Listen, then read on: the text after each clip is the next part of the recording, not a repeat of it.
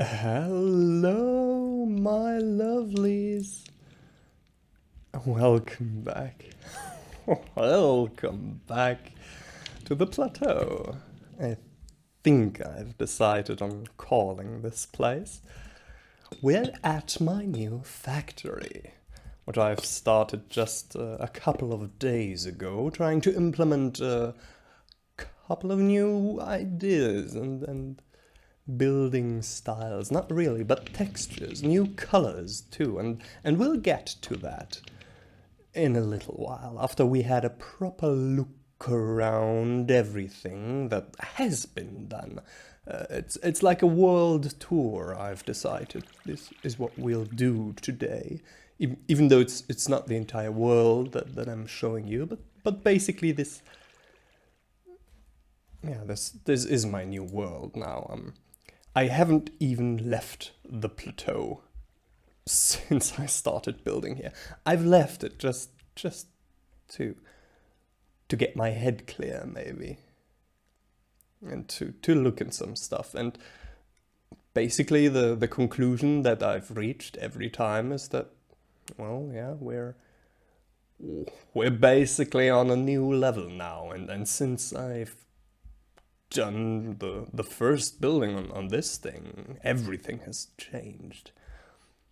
And there's a whole lot of new things to try out. And what exactly has changed is the main question that I wanted to answer for you today.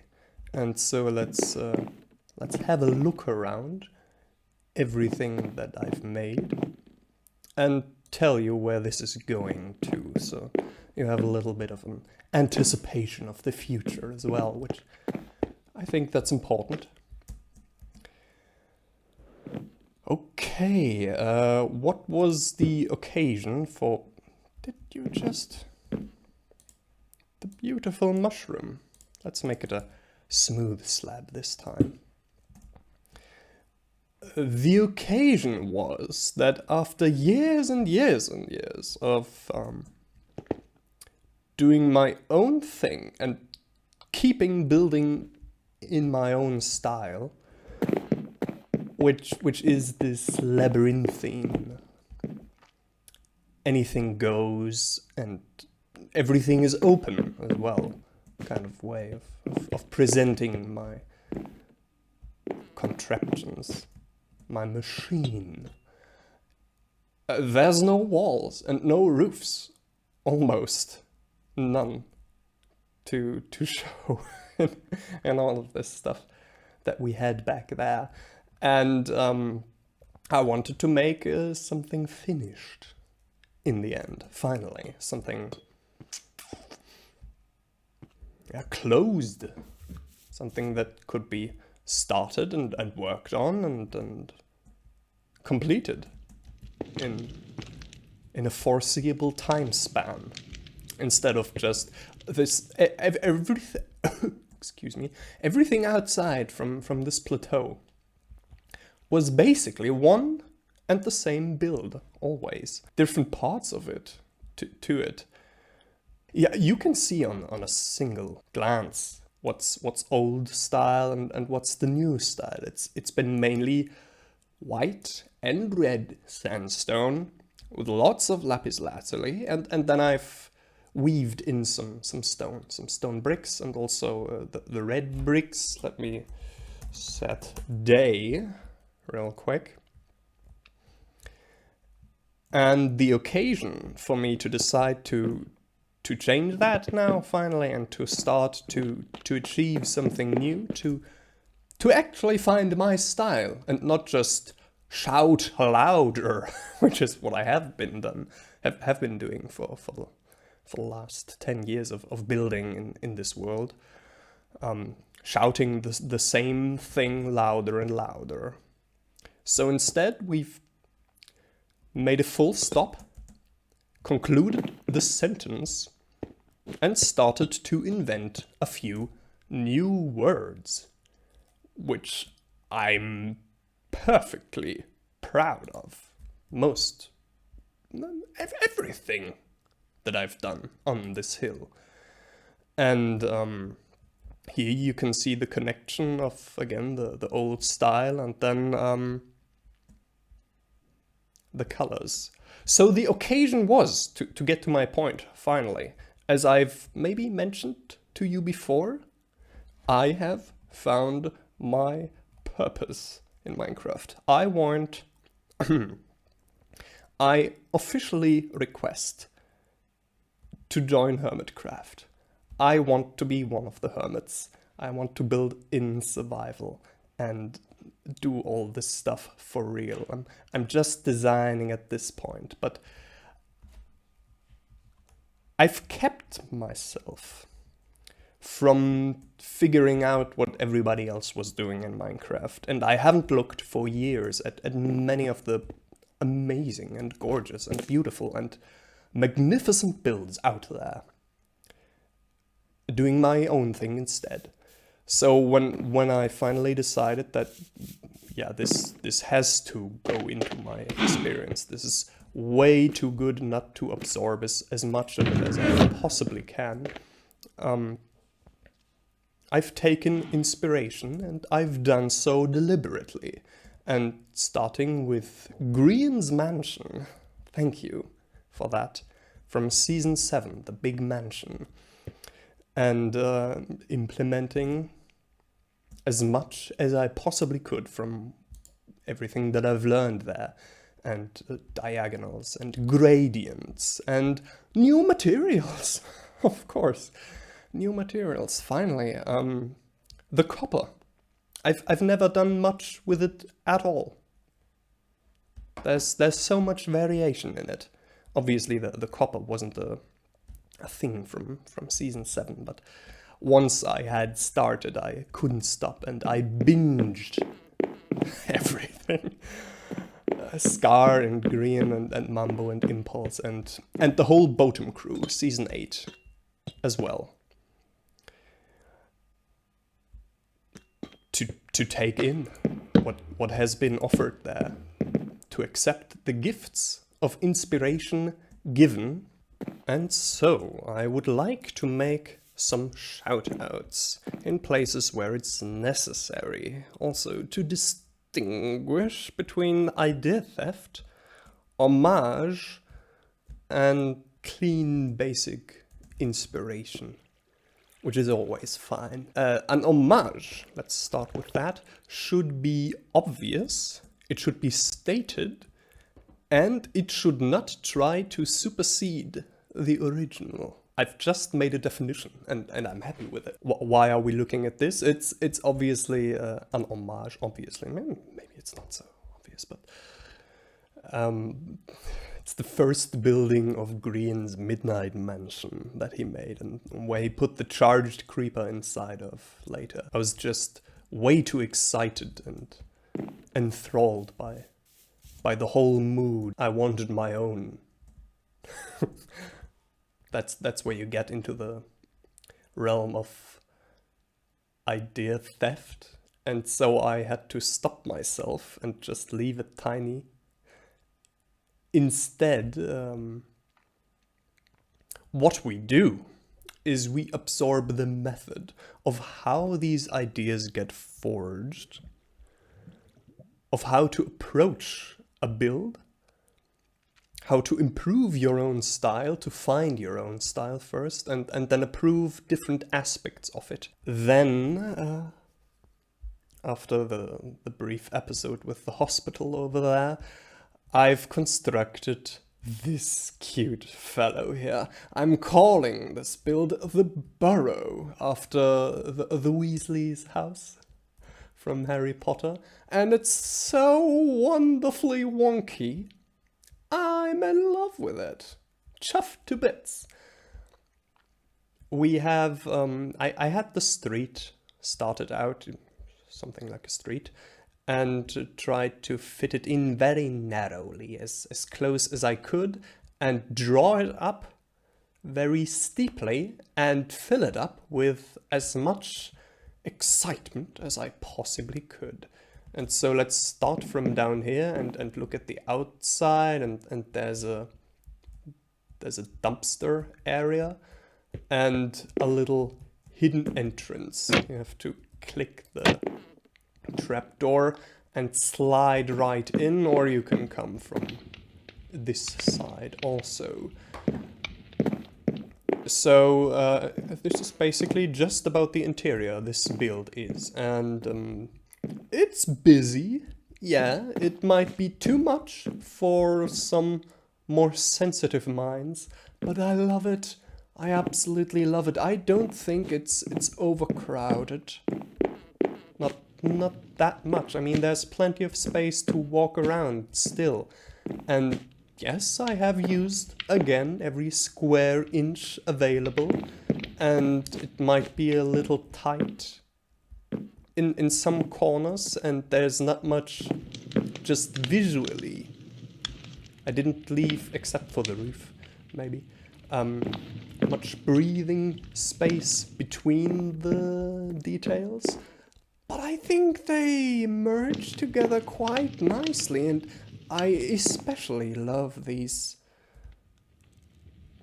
colors over here. Oh, I can't even say why at this point. Anyway, that's all there is to say about the burrow. We can have another look around. It's a steep drop-off on that side, which I wanted to do it like that because we'll continue the road or make a proper road next time we work on this area, and then there will be some more buildings coming just over here. But since we are here now, I must admit I'm almost overwhelmed with the potential of this build. Very excited too, of course, to get started. You see, all these colors that I've introduced just to the facade already make it my new favorite build easily. And I've been missing just the one little trick. It's a trick to merge in the one element that was missing from my color palette, which is a radiant yellow that can be softly merged into my rainbow. And I've done it with the beehives and making gradient from wood into gold. Very nice. I've watched Ethos Lab doing that. Thanks for the idea. Anyway, I think it's time that we get started on the second phase. Back so soon. As you can tell, we haven't come far. The main part of the build I wanted to place over there, but I found myself instead drawn to the front again. Well, that is the front, that is the first side, the corner that connects to the other builds, and it's important to me to make some statements here and to give you some insight into how I work and how I approach a challenge like this and design my build. Because what I rarely do, in fact, is to stake out the perimeter of the build first and place down the general shape and then fill it out and do the details in the end, I guess, is how most people would do it. I approach it more like I do with my painting too. I have something that I've worked on already a little bit, and the first phase is very chaotic. And then what I do is I attach the next step to it. And depending on where I'm making these next improvements, it might already be the final steps for that part of the project. So I finished this side, which is an important side, I think, after the front, the next big important thing to get down and be comfortable with it, because it's the side that most closely connects to the rest of my village, or to the headquarters tower, actually. So I wanted to, in this very narrow space, to make something special that doesn't distract too much from everything else. So I've chosen a very simple color palette, the most simple color palette in black and white, but with some variation in there, of course, you can see. And that's how I do things, usually, is to make the next thing be its own thing, attached to the old thing. And it works much better in Minecraft than in painting, I must say. There's a new experience to be had looking at the building from every new angle. The area in which I place these details and design the facade is very influential, of course, to the outcome. And as you saw with some previous builds that I've done, it's not that I have one building that consists of just one or two styles and has a very defined personality that you can recognize from all angles. Instead, what I do sometimes, and I guess the tornado tower over there is the place where I did it most obviously, is to, well, since I'm working in creative, this is my sandbox mode. To look at the building and see when there's some empty space to be filled, how can I fill exactly this empty space? Looking at it and thinking not too much about the rest of the build. Because working my way around this, and here's an entrance which is also new, and then I'll go around the corners as well. The next thing that I'll work on will be fitted to what I did before. And there's very little planning ahead, most of the time happening at all. So I wanted to show you this first small change that I've done to the factory before I go in and design the rest of it. And I'll show you again when it's finished, and I'll take some time working this out. I like to do things in private and off camera and to take my time, and it's very relaxing as well, working like this. That's all I wanted to say for now. So let me just circle around and do the rest, and we'll see how it comes together. I'm very excited. This is a nice project to work on. I'm really enjoying it. Continue. Oh, well, here we are again already. I guess I want to explain a little more about the building process during while it's happening. And it's really about this thing that I mentioned or hinted at in the way that of how I'm planning, or not planning rather, I said, these builds, and just going along and patchwork style, just plastering the next thing and the next thing on, and not really knowing most of the time how the build is going to end up, because I didn't even lay down a foundation. For me, sometimes it's really helpful building up slowly without an upper limit.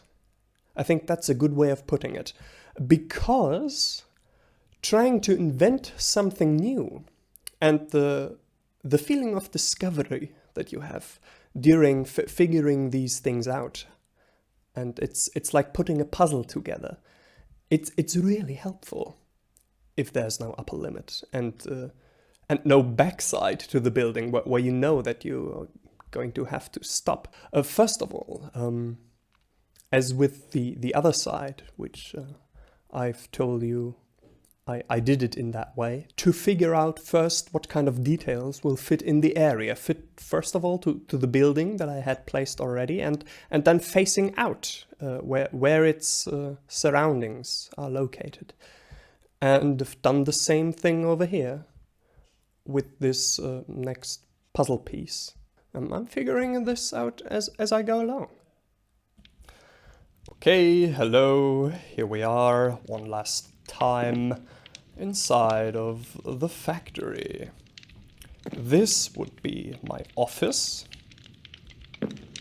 Little inspiration chamber, microphone hanging down, some screens and piping going round. After all, this is the factory.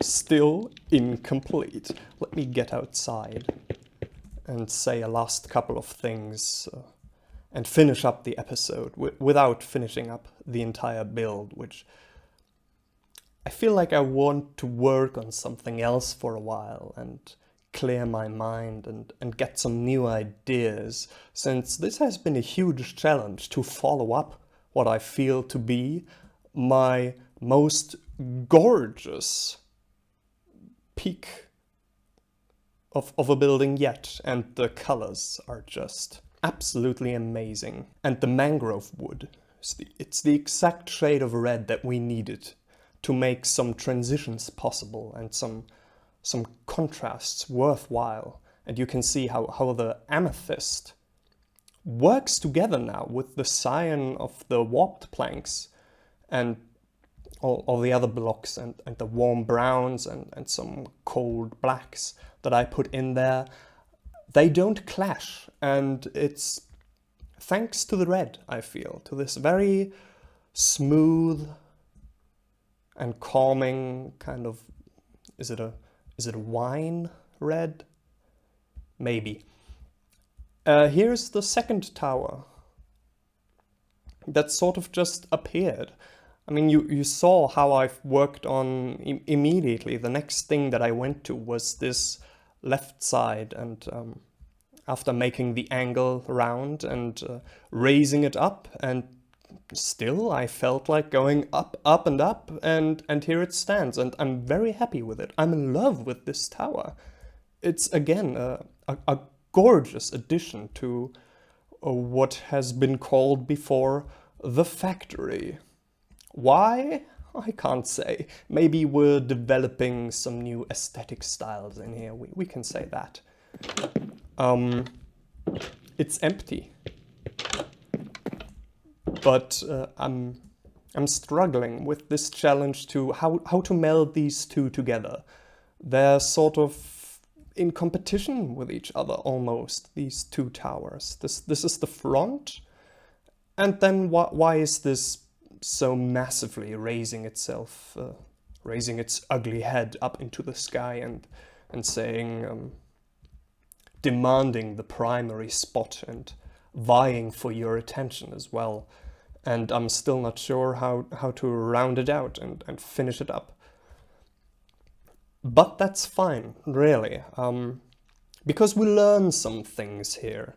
I've talked about how I'm enjoying this way of building in which you don't have an upper limit or a backside even to your build. And I've started many of that you've seen before in exactly the same way of raising the front and just caring about the facade for the beginning, and then figuring out how to smoothly run over and to carry along without having a pre-planned outline for it.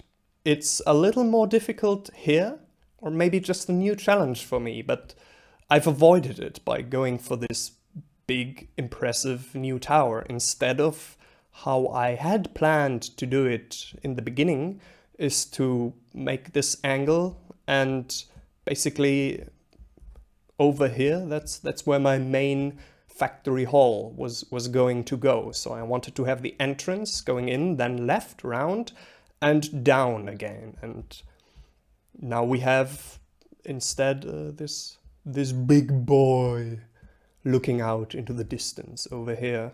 I've thought even of making a natural hill over here and landscaping this whole thing, and to not even have a raised wall and a finished side to this side of the factory, and instead just a hill or something. Oh, this is the back, by the way. Another prime example of how lovely these new colors can be merged together now that we have all the shades of the rainbow available to us. So the last thing that I want to show you is the inside of the factory. This is the back door entrance. And shying away from the challenge of trying to make this a proper build and trying to find the backside to it, I instead went into landscaping this interior. And I made a cave. This very particular aesthetic style you might have recognized in some of my other builds. That I'm really more of a landscaping guy and really enjoy the unexpected. And what you do is you start any one of these disparate aesthetic styles and then carry them along and have them fade out in one place and then turn up in another space, weaving them elegantly. And the number of these different styles that a skilled landscaper can include in a single build and not make it seem too busy or overwhelming for the eye, it's limitless. And that's why I'm enjoying this kind of building so very much. And so, to finish up this episode, the last thing that remains to be said, I guess, is thanks for watching. It's been fun. I hope you enjoyed it too, and if you did, hit the like button, tell your friends, everybody subscribe, and see you next time, I guess. Bye bye.